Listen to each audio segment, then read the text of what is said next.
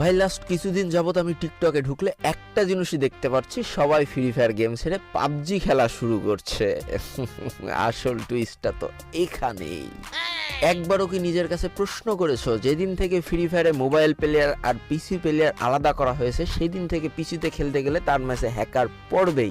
বাকিটা তোমরা একটু কমেন্ট বক্সে জানিয়ে দিও। যারা অ্যাকচুয়ালি মোবাইল প্লেয়ার, যাদের স্কোয়াডে অন্য কোনো পিসি প্লেয়ার থাকে না, তারা ম্যাচ স্টার্ট দিলে তাদের ম্যাচে হ্যাকার পড়ে কিনা? উত্তরটা না হবে আমি জানি।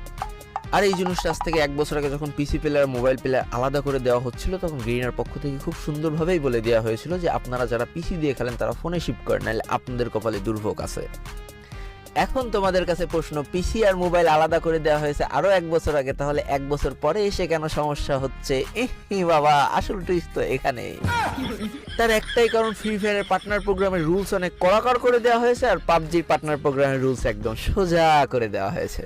এবার আসো আসল কাহিনীতে, যেটা তোমাদের সামনে তুলে ধরবো আর তোমাদের মাথায় বোম পড়বে যে মানুষ তোমাদের কিভাবে বোকা চোদা বোঝাচ্ছে। তো ভাই, সব কথার মূল কথা হচ্ছে টাকা, পয়সা। কথায় আছে না, পয়সা ফেক তামাশা দেখ, তো এই হচ্ছে তামাশা।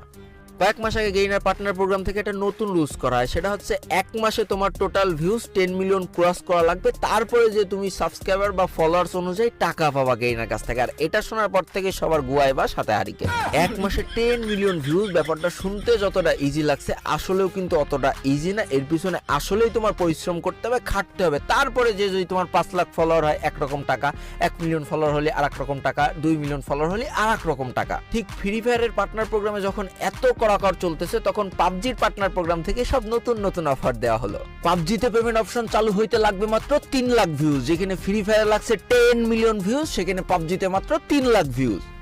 আর এই 3 লাখ ভিউজ ক্রস করে যেতে পারলে এর উপরে যত বেশি ভিউজ তোমার ভিডিওতে আসবে তত বেশি টাকা পাবজি থেকে তোমাকে দেওয়া হবে। আর মোবাইল লিজেন্ডের কথা তো বাদই দিলাম, তারা অলরেডি দ্বিগুণ টাকা অফার করে বসেই আছে।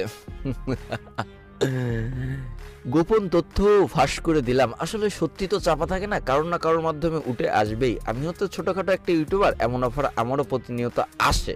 কিন্তু ভাই, জনগণের মাথায় কাটাল ভেঙে তাদেরকে বোকাচোদা বুঝিয়ে হ্যাকারের দোষ দিয়ে মোবাইল লিজেন্ড আর পাবজি খেলে নিজের পকেট ভরার যে প্ল্যান করেছো, এগুলো যখন জনগণ জানতে পারবে, মুখি মুইতে দিলে সহ্য করতে পারবা তো? দেখো, তোমাদের টাকার জন্য অন্য গেম খেলতে ভালো লাগতেই পারে, কিন্তু সাধারণ অডিয়েন্সের ভুলভাল বুঝিয়ে অন্য গেম খেলতে বাধ্য করা।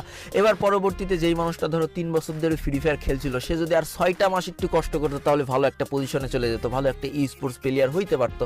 সে যদি এখন তোমার দেখা দেখি অন্য গেম শুরু করে, সে তো কিছুই পাবে না, মাঝখান থেকে তোমার পকেট ঠিকই ভরে যাবে। কেন ভাই, এর আগে কি ফ্রি ফায়ারে কোনো দিন কোনো সমস্যা হয়নি? তখন কি আমরা একসাথে চেষ্টা করে সেই সমস্যাগুলো সমাধান করতে পারিনি?